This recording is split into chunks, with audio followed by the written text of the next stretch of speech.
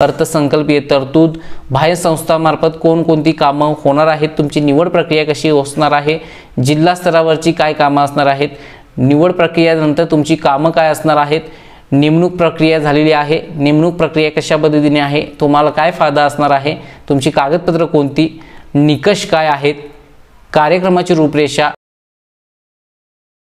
नमस्कार मित्रो, मुख्यमंत्री योजना दूत 50,000 जागा निघालेल्या आहेत आणि याचा ऑनलाईन अर्ज कालपासून म्हणजे 7 सप्टेंबर ते 13 सप्टेंबर या कालावधीत भरायचा आहे। आता तुम्ही जर ऑनलाईन अर्ज केला असाल तर याची निवड प्रक्रिया कशी असणार आहे, याचे जे 10,000 रुपये मानधन भेटणार आहे ते कशा पद्धतीने भेटणार आहे, त्याच पद्धतीने योजना दूत म्हणून नेमणूक झाल्यानंतर कोणकोणती कार्य करावी लागणार आहेत, कोठे उपस्थित राहावे लागणार आहे, या संदर्भातील पूर्ण माहिती या व्हिडिओमध्ये देणार आहे। कारण तुम्ही जर अर्ज केला असाल तर पुढील स्टेप काय असणार आहे, त्याचबरोबर योजना दूत म्हणून निवड झाल्यानंतर काय करावं लागेल, संपूर्ण स्टेप बाय स्टेप माहिती भेटेल। चॅनलवरती नवीन असाल, योजना दूतसाठी ऑनलाईन अर्ज केला असाल किंवा तुम्ही गावातील शहरी भागातील नागरिक असाल तर चॅनलला सबस्क्राइब करून ठेवा। चला तर आजच्या व्हिडिओला सुरू करूया। तुम्ही योजना दूतचा ऑनलाईन अर्ज केला नसाल तर तो ऑनलाईन अर्ज सुद्धा आपल्या चॅनलवरती बनवलेला आहे। तो ऑनलाईन अर्ज पाहण्यासाठी आय बटन चेक करा किंवा डिस्क्रिप्शन मध्ये त्याची लिंक देण्यात आलेली आहे। पाहू शकता स्क्रीनवरती, महाराष्ट्र शासन राज्यातील नागरिकांसाठी विविध कल्याणकारी योजना राबवत आहेत। या लोक कल्याणकारी योजनेचे प्रभावी अंमलबजावणी व्हावी यासाठी शासन आपल्या दारी हा महत्त्वाकांक्षी उपक्रम प्रत्येक जिल्ह्यात सुरू केलेला होता। या उपक्रमाच्या माध्यमातून लाभार्थ्यांच्या दारापर्यंत जाऊन त्यांना शासकीय योजनेचा लाभ देण्यात येत होता।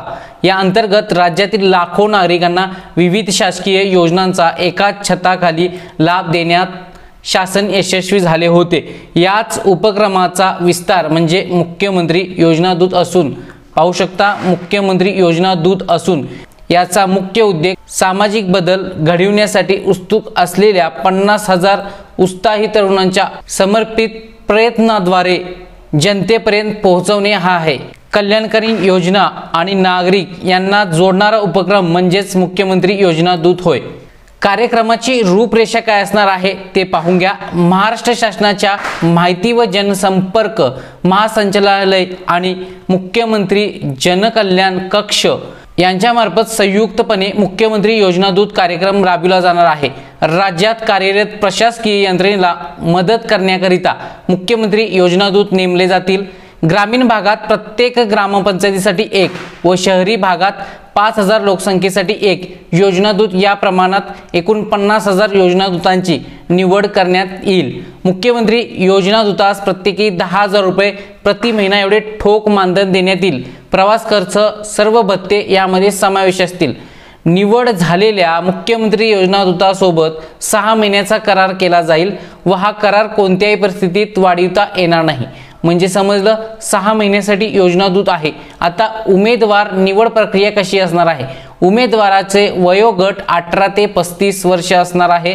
कोणत्याही शाखेचा किमान पदवीधर असावा। उमेदवाराला संगणक ज्ञान असणे आवश्यक। उमेदवाराकडे अद्ययावत मोबाईल असणे आवश्यक। उमेदवार हा महाराष्ट्राचा रहिवासी असणे आवश्यक। उमेदवाराचे आधार कार्ड असावे व त्याच्या नावाचे बँक खाते आधार संलग्न असावे। आता ह्या महत्त्वाच्या बाबी आहेत। पहा, 35 वर्ष ते 18 वर्षापर्यंत तुम्ही अर्ज करू शकता। मोबाईल असणं गरजेचं आहे, आधार कार्ड आणि आधार कार्ड बँकेला लिंक असणं गरजेचं आहे, महाराष्ट्राचे रहिवासी असणं गरजेचं आहे। यानंतर उमेदवारांनी सादर करावयाची कागदपत्र, आता कोणकोणती कागदपत्र सादर करावी लागतील पहा।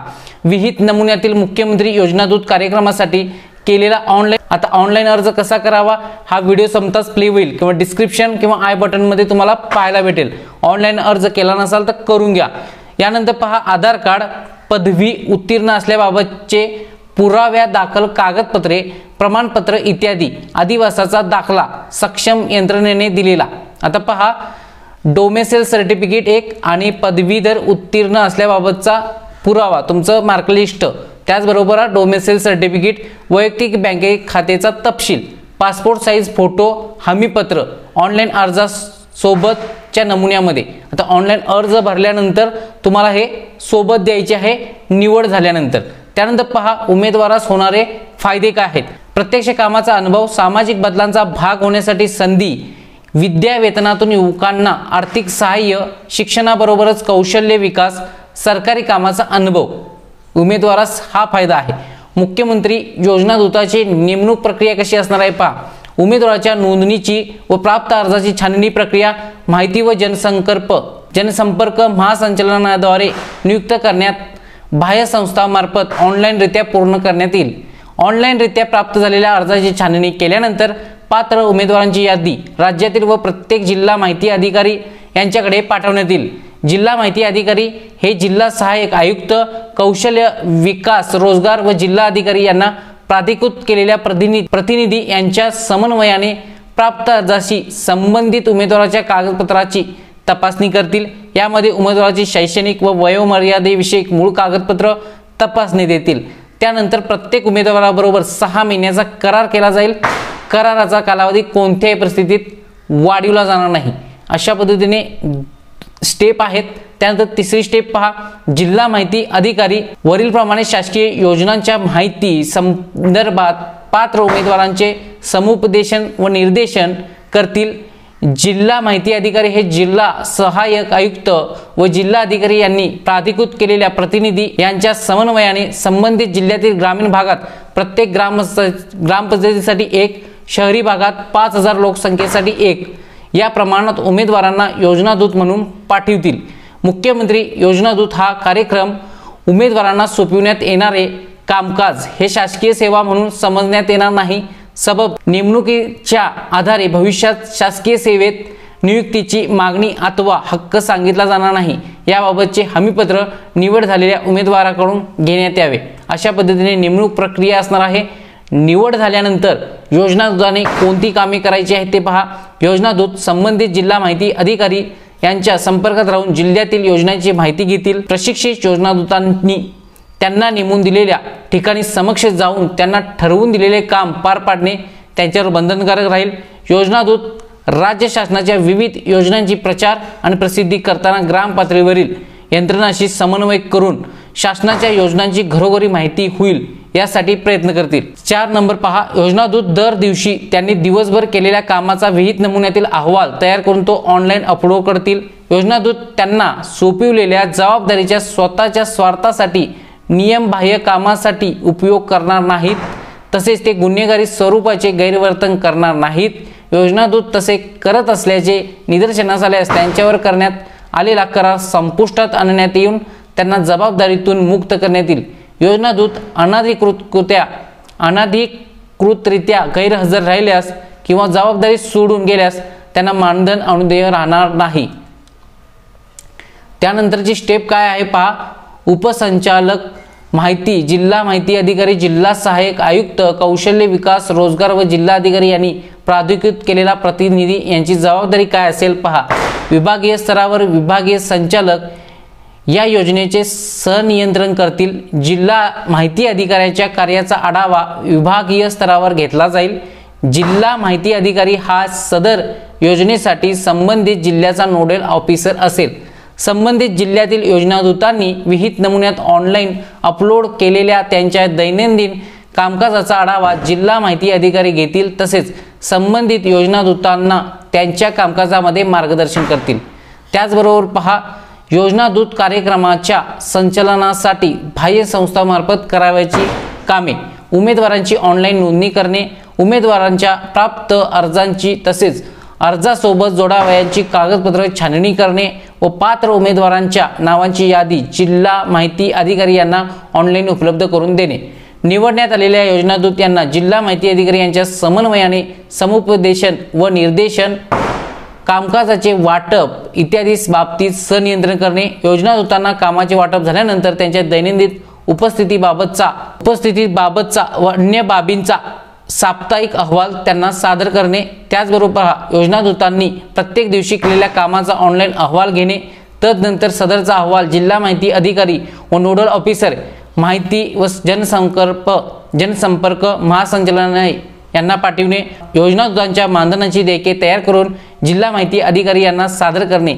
या व्यतिरिक्त अन्य प्रशासकीय बाबी सादर करणे। त्याचबरोबर पहा, अर्थसंकल्पीय तरतूद काय करण्यात आलेली आहे। या कार्यक्रमाच्या अंमलबजावणीसाठी 50,000 योजनादूत यांना प्रति महिना 10,000 रुपये याप्रमाणे 6 महिन्याकरिता अंदाजे 300 कोटी इतका खर्च येणार आहे। हा खर्च कौशल्य, रोजगार, उद्योगता व नाविन्यता विभागामार्फत करण्यात येईल।